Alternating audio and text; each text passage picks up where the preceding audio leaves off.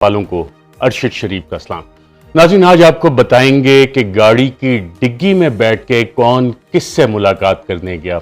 ये इंतहाई मज़ेदार कहानी है और ये कहानी बयान किसने की, किसके हवाले से, इस हवाले से आपके साथ जिक्र करेंगे। साथ साथ इमरान खान के ख़िलाफ़ तोशा खाना केस बनाने की वजह क्या बनी। एक तो लेवल प्लेइंग फील्ड की डिमांड थी मियाँ नवाज शरीफ साहब की तरफ से मरीम नवाज़ की तरफ से कि इमरान खान के ख़िलाफ़ उसको भी नाअहल किया जाए, इमरान खान को भी पाबंद सलासिल किया जाए, बाकी तमाम जो PDM इनके चंद हैंडलर, चंद सहूलतकार, चंद साजिशी, वो सारे इसी काम में लगे हुए थे। लेकिन एक और वजह भी है, वो भी आपके सामने रखेंगे। लेकिन उससे पहले नाज़रीन, आज सेनेटर आज़म सवाती, उन्हें अडियाला जेल से रिहा कर दिया गया ज़मानत के ऊपर। सेनेटर हैं, पाकिस्तान की सेनेट के ईवान बाला के मेंबर हैं और उनको जो ज़मानत दी है जज साहब ने, उसमें जो ऑर्डर लिखा उसमें बड़ा वाज़े लिखा कि क्या किसी फ़ौज के अफसर या किसी जवान से रब्ता हुआ या किसी ने बगावत की। और इनका जुर्म क्या था? इनका जुर्म ये था कि इन्होंने जो मुबैना जुर्म कहा जाता है, जो इन्होंने अपनी इजहार राय की थी कि आर्मी चीफ के हवाले से एक ट्वीट की थी। और इमरान खान ने आज आज़म सवाती के साथ प्रेस कॉन्फ्रेंस करते हुए कहा कि एक ट्वीट करने पे ये सलूक किया गया सेनेटर के साथ, सोशल मीडिया की जो लोग हैं उनके साथ। उन्होंने कहा कि हालांकि पंजाब में हमारी हुकूमत है, नामालूम अफराद आते हैं, उठाते हैं, लोगों को ज़दोकोब करते हैं और फिर अगले दिन छोड़ जाते हैं। साथ ही इसी प्रेस कॉन्फ्रेंस में हवाला दिया गया कि डॉक्टर शहबाज गिल को भी बरहना करके तशद्दुद किया गया, जिनसी तशद्दुद किया गया, उनके नाजुक आज़ा को इलेक्ट्रिक करंट दिया गया। साथ ही इसी प्रेस कॉन्फ्रेंस में जिक्र हुआ नौजवान सहाफ़ी जमील फारूकी का। उनका कसूर भी यह था कि उन्होंने एक ट्वीट की थी और डॉक्टर शहबाज गिल के कस्टोडियल टॉर्चर के हवाले से उन्हें भी पकड़ा गया, बरहना किया गया, तशद्दुद किया गया जमील फारूकी के ऊपर, सहाफ़ी पे भी। और आज जब प्रेस कॉन्फ्रेंस की आज़म सवाती ने, तो उन्होंने वो मामलात बताए, वो हालात बताए कि किस तरह से उनके घर में रात के आधी रात को मिडनाइट रेड जिसको कहा जाता है, लोग आए, दीवारें फलांग के आए और इमरान खान ने कहा कि बगैर वारंट के वो लोग दाखिल हुए थे और FIA के लोगों ने उनकी पोतियों के सामने उन पर तशद्दुद किया और उसके बाद उन्हें ले गए और नामालूम अफराद के हवाले किया। और इस हवाले से आज़म सवाती साहब ने honourable chief justice Umar Ata Bandial साहब से अपील की है कि आइन के आर्टिकल 184(3) के तहत आपकी बुनियादी जिम्मेदारी है कि पाकिस्तान के शहरियों के बुनियादी हकूक़ का दिफा करें। उन्होंने कहा कि मैं एक वकील भी हूँ, 74 साल मेरी उम्र है, एक पार्लियामेंटेरियन हूँ, और अगर वकला और पार्लिमान और सेनेट ने इस हवाले से कुछ ना किया, जज साहिबान ने कुछ ना किया, तो उस दिन से डरें कि खुदा न खास्ता किसी जज के साथ ही हो, किसी जज को नंगा करके उसे तशद्दुद किया जाए, दीगर पार्लियामेंटेरियंस के साथ यही सलूक किया जाए। और साथ साथ उन्होंने ये भी कहा कि मैं सुप्रीम कोर्ट खुद जाऊंगा, मैं दुनिया की तमाम फोरम्स पे ये आवाज़ उठाऊंगा ताकि वो लोग जो इस तशद्दुद में मुलव्विस हैं उनका पता लगाया जा सके। नाज़रीन, इमरान खान साहब ने भी नामालूम अफराद का जिक्र किया। इस हवाले से नाज़रीन, अगर हम मुल्क की तारीख देखें तो मोहतरमा बेनज़ीर भुट्टो के दौर में एक ऑपरेशन मिडनाइट जैकॉल हुआ था और मोहतरमा बेनज़ीर भुट्टो साहिबा ने बाकायदा नाम बताए थे और उसमें उस वक्त के army chief general Aslam Beg का नाम भी आया था, फिर ब्रिगेडियर इम्तियाज़ का जो ISI के इंटरनल विंग के थे उनका नाम भी आया था, फिर मेजर आमिर का नाम भी आया था और इनके बाद में बाकायदा तौर पे कोर्ट मार्शल भी हुआ था। और मेजर आमिर ने कस्टडी में बताया था कि जो जनरल असद दुरानी ने अपनी किताब में भी इसका जिक्र किया है कि उनसे जब पूछा गया तो उन्होंने जनरल असलम बेग को इन्वॉल्व करने की भी कोशिश की और जो अखबारात में इस हवाले से जो प्रोसीडिंग छपी उसमें कोट अनकोट छपा कि नवाज शरीफ को इसलिए पसंद किया जाता है कि वो एक कमज़ोर शख्स है और मोहतरमा बेनज़ीर भुट्टो की इंडिपेंडेंट शख्सियत थी। तो मोहतरमा बेनज़ीर भुट्टो साहिबा ने ना सिर्फ ये नाम आउट किए थे बल्कि बाद में इनके खिलाफ प्रोसीडिंग्स भी हुई थी, इनके कोर्ट मार्शल भी हुए थे और नाम लेना ज़रूरी है। और खान साहब ने, अगर इमरान खान साहब ने पिछली एक प्रेस कॉन्फ्रेंस में कहा मुझे पता है कि एक शख्स आया है इस्लामाबाद में, वो कौन शख्स है, खान साहब की भी ये जिम्मेदारी है, इमरान खान साहब की भी, कि सुप्रीम कोर्ट में जमा करवाएं अपना बयान कि कौन वो अशखास हैं जिनके ऊपर इनको शक है कि वो ये काम करें, ये नाम आना बहुत ज़रूरी है। साथ साथ सेनेटर आज़म सवाती ने भी इस पर तहकीकात का मुतालबा किया है और कहा है कि वो इंसाफ के लिए हर दर खटखटाएंगे और ऑनरेबल चीफ जस्टिस साहब को इस हवाले से सेनेटर्स पाकिस्तान तहरीक इंसाफ के वो भी एक ख़त लिख चुके हैं। उन्होंने कहा है कि वो सुप्रीम कोर्ट भी जाएंगे इस हवाले से और वो इंसाफ चाहते हैं कि इस काम में जो लोग भी मुलव्विस हैं, तशद्दुद के काम में मुलव्विस हैं, लोगों को बरहना करने में, उन्हें बाकायदा तौर पर सामने लाया जाए और करार वाकई कानून के मुताबिक सज़ा दी जाए। इस हवाले से नाज़रीन, टॉर्चर के खिलाफ पार्लियामेंट ने एक बिल भी पास किया है और इस बिल में सज़ाएँ हैं पब्लिक ऑफिशल्स के लिए जो इस काम में मुलव्विस होते हैं। इस पर अब सदर मुमलिकत डॉक्टर आरिफ अलवी जिस दिन सिग्नेचर करेंगे, साइन करेंगे, ये बाकायदा कानून बन जाएगा। और क्या हम इसको एक वाहिद मिसाल बना सकते हैं, पहली मिसाल बना सकते हैं कि अगर पाकिस्तान ने तरक्की करनी है, जो 75 साल से गुलामों वाला सलूक होता है पाकिस्तान के शहरियों के साथ, जो सलूक अमरीकी अफवाज ने अबू गरीब में किया, गुंतानामो बे में किया, जो बरतानवी साम्राज्य यहाँ पे बर्रे सगीर पाक व हिंद में आज़ादी से पहले करता था, वो पिछले 75 साल से टॉर्चर, कस्टोडियल टॉर्चर पाकिस्तान में चल रहा है। कानून पास हो गया है, तो क्या आजम सवाती के केस में इन लोगों को आइडेंटिफाई करके बाकायदा तौर पर सज़ा दी जाएगी? ये एक इंतहाई अहम सवाल है और इसकी जिम्मेदारी पाकिस्तान तहरीक इंसाफ के कायदीन पे भी आती है कि वो नाम बताएं। आप नवाज शरीफ साहब को देखें, उन्होंने तो chief of army staff general Qamar Javed Bajwa का बाकायदा नाम लेके मुख्तलिफ मुतअद्दिद जलसों में उन पे इल्ज़ामात लगाए थे। DGISI उस वक्त के जनरल फैज़ हमीद, उनके नाम लेके इल्ज़ामात लगाए थे। और उसके बाद एक आपको याद होगा मशहूर ज़माना प्रेस कॉन्फ्रेंसेस भी आई थी मरीम नवाज की ऑडियो वीडियोस के हवाले से, उस पर मैं फिर किसी दिन बात करूंगा। लेकिन नाम लेना क्यों ज़रूरी होता है कि अगर आपको किसी के ऊपर शक है तो पाकिस्तान तहरीक इंसाफ को XYZ और न्यूट्रल्स और इससे आगे चल के बाकायदा नाम लेने चाहिए, क्योंकि जिस तरह के नाज़रीन मामला चल रहे हैं और अगर इमरान खान साहब समझते हैं कि लॉन्ग मार्च से कोई मसला हल होगा, किसी और चीज़ से ये मसाइल हल नहीं होंगे। अब तकरीबन 24 FIRs हो चुकी हैं खुद इमरान खान के ऊपर, उनकी दीगर क़यादत पे FIRs हो रही हैं और इस हवाले से स्ट्रेटजी बड़ी वाज़ेह है इस हुकूमत की और इसके हैंडलर्स की कि इस हुकूमत को इन्होंने अगले साल तक चलाना है।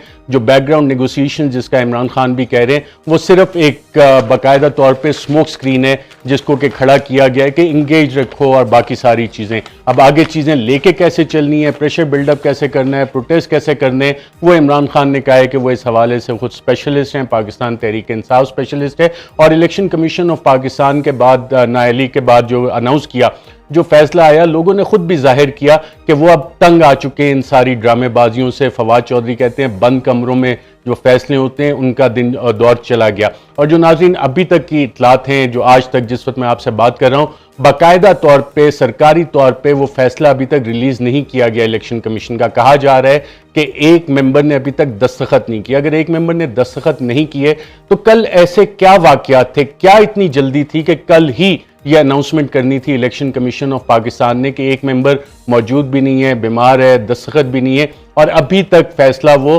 बाकायदा तौर पे रिलीज भी नहीं किया गया। अब नाज़रीन सवाल आता है कि इमरान खान पे तोशाखाना का ये केस बनाया क्यों गया? इसमें एक वजह तो यकीनन यही है कि लेवल प्लेइंग फील्ड और लंदन प्लान और बाकी सारी कार्रवाइयाँ इस हवाले से जो होती रहीं वो अपनी जगह, लेकिन एक और बुनियादी वजह जो हमारे माशरे से ताल्लुक़ रखती है, उसकी वजह यह है कि नाज़रीन इमरान खान ने तमाम रसीदें जमा करवाई और मैं आपको वो रसीदें आज दिखाता हूँ, बैंक चलान आपको दिखाता हूँ कि कौन कौन से पैसे जमा करवाए गए और इमरान खान के पैसे अपने जो हैं डिक्लेरेशन में कम हुए या ज़्यादा बढ़ गए, वो भी आपको बताते हैं कि जो डिक्लेरेशन में उनकी एक चीज़ मुझे नज़र आई है, बाकी अभी मैं उनको डिटेल एग्जामिन कर रहा हूँ।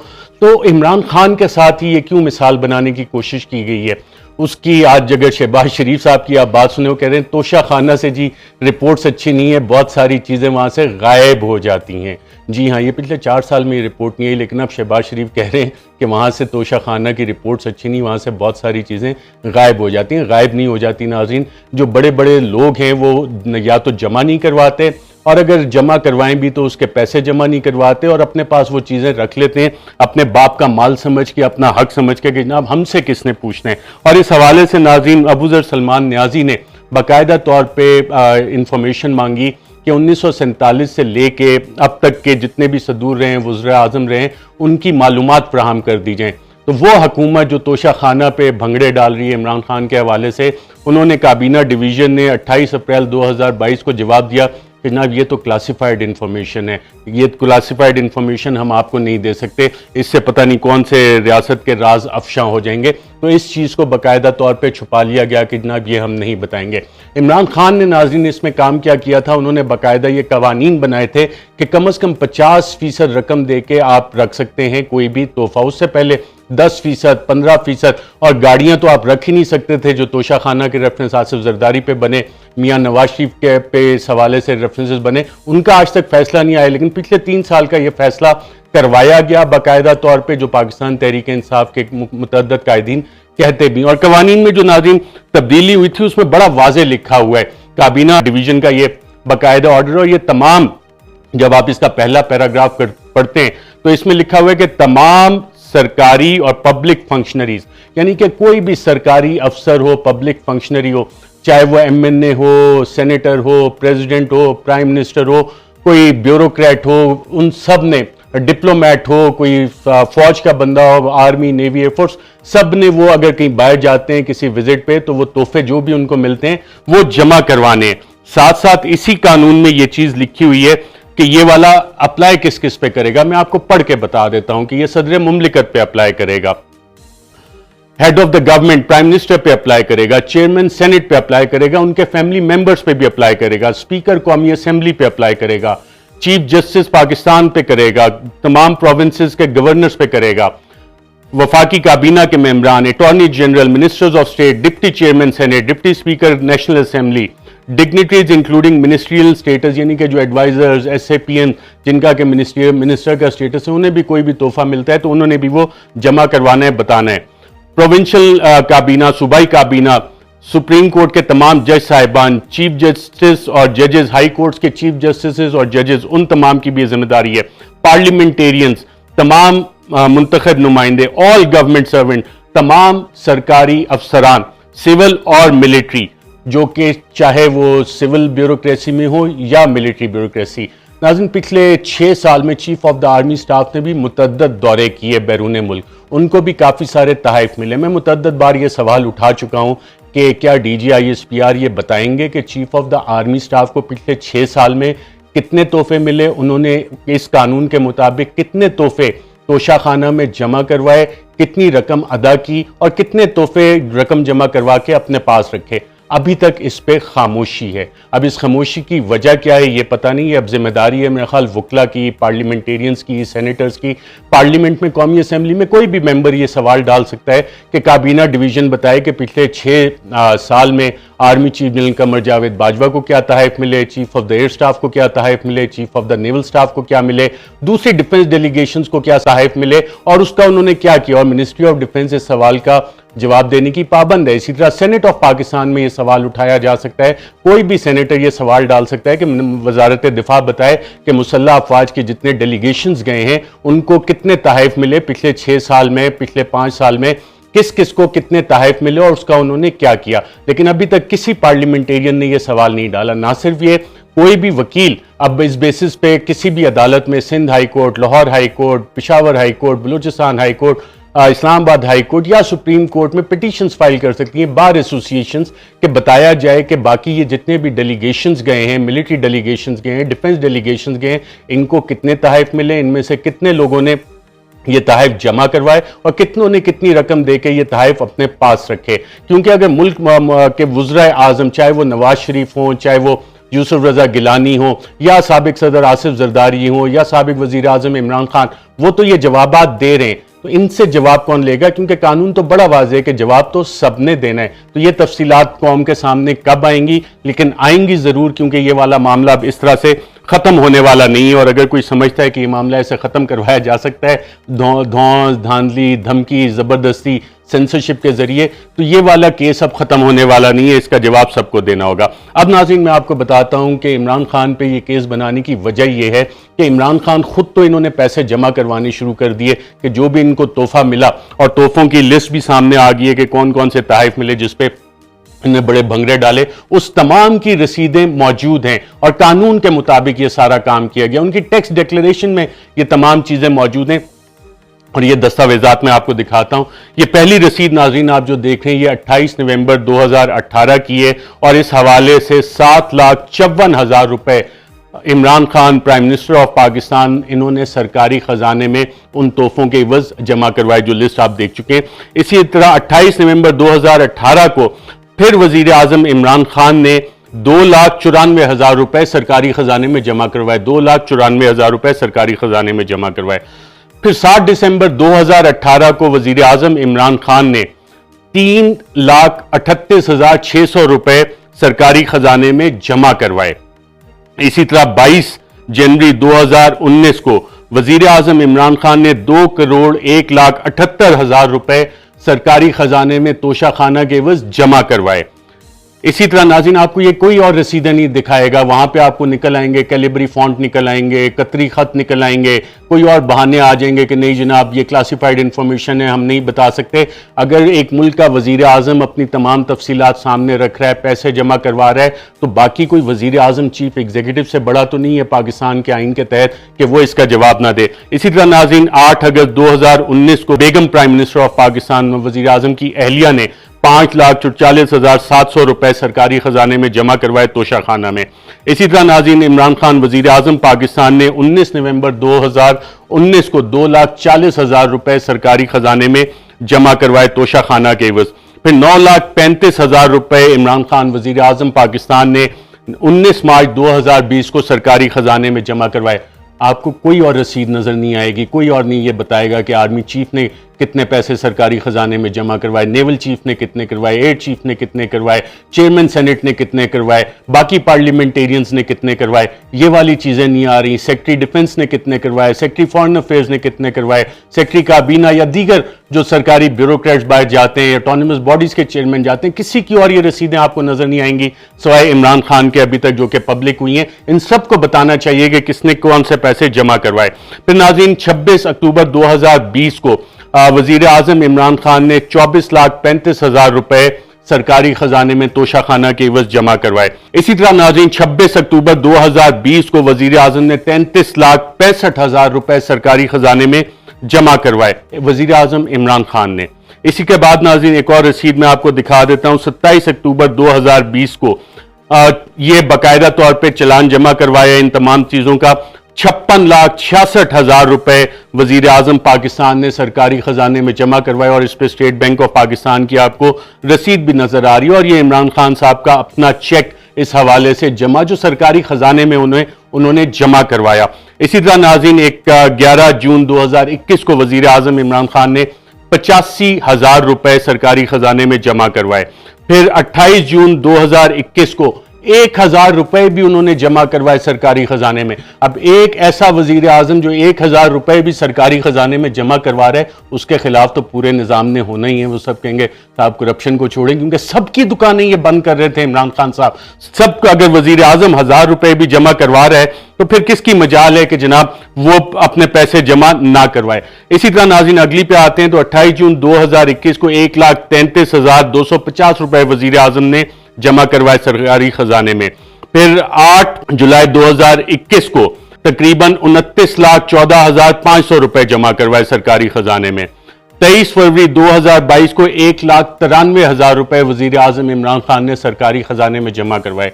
आपको किसी और की ये रसीदें नजर आती हैं कि सरकारी खजाने में किसी ने पैसे जमा करवाए हों? बाकी तो समझते हैं बाप का माल है, माल मुफ्त दिले बेरहम, हम आला उहदों पे आ गए, अब जो भी माल मता है वो हमने खाना है और कोई हमसे सवाल भी नहीं कर सकता। और नाज़रीन इमरान खान के जो FBR में डिक्लेरेशन है उसमें भी ये फिगर हमें नजर आ रही है, वहां पे भी बाकायदा तौर पे उन्होंने ये डिक्लेरेशन दी हुई। और साल 2021 में इमरान खान ने नाज़रीन जो उनकी आमदन है जो पिछले साल की थी और 2021 में जो उन्होंने असासे जमा करवाए, उससे पता लगा कि उनकी आमदन भी वजीर आजम होते हुए 10 लाख रुपए कम हो गई। तो ये तो नाज़रीन मामलात हैं तोशाखाना रेफरेंस के हवाले से। इस हवाले से अभी तक फैसला जब हम बात कर रहे हैं इलेक्शन कमीशन ने नहीं दिया, एक मेंबर ने साइन भी नहीं किए। अब इस हवाले से जल्दी क्या थी ये समझ नहीं आ रही। अब नाज़रीन बात करते हैं कि गाड़ी की डिग्गी में बैठ के कौन छुप छुप के किससे मुलाकातें करता रहा। नाज़रीन ये बात बताई है पाकिस्तान मुस्लिम लीग ज़िया के सरबराह जनाब इजाजुल हक साहब ने। इजाजुल हक साहब साहबजादे हैं साबिक chief of the army staff, साबिक सदर मुमलिकत जनाब ज़ियाउल हक साहब के, और उन्होंने जो बात की उनके पास मालूमात काफ़ी ज़्यादा होती हैं। तो इजाजुल हक साहब क्या कहते हैं देखते हैं। यहाँ ऐसे लोग हैं जो कारों की डिग्गी में बैठ के कौन गया था सर? कारों की डिग्गी में बैठकर जो गए थे, आप पूछे आज जो वजीर आजम है वो गए थे, और कौन गया था? कारों की डिग्गी में बैठ के कौन गया था? गालिबन नदीम मलिक साहब की आवाज़ है, वो पूछें कौन गया था तो इजाजुल हक साहब कह रहे हैं वो साहब गए थे जो आज वजीर आजम है, यानी शहबाज शरीफ बकौल एजाजुल हक के गाड़ी की डिग्गी में बैठ के गए थे। अच्छा, अब गए कहाँ थे, ये सवाल ये आता है। इसका जवाब भी उन्होंने दिया एजाजुल हक साहब ने। कितनी मुलाकातें हुई थी आर्मी हाउस में, जरा उसका रिकॉर्ड निकलवाएं और आपको पता लग जाएगा कि ये किस तरह गए थे मिलने।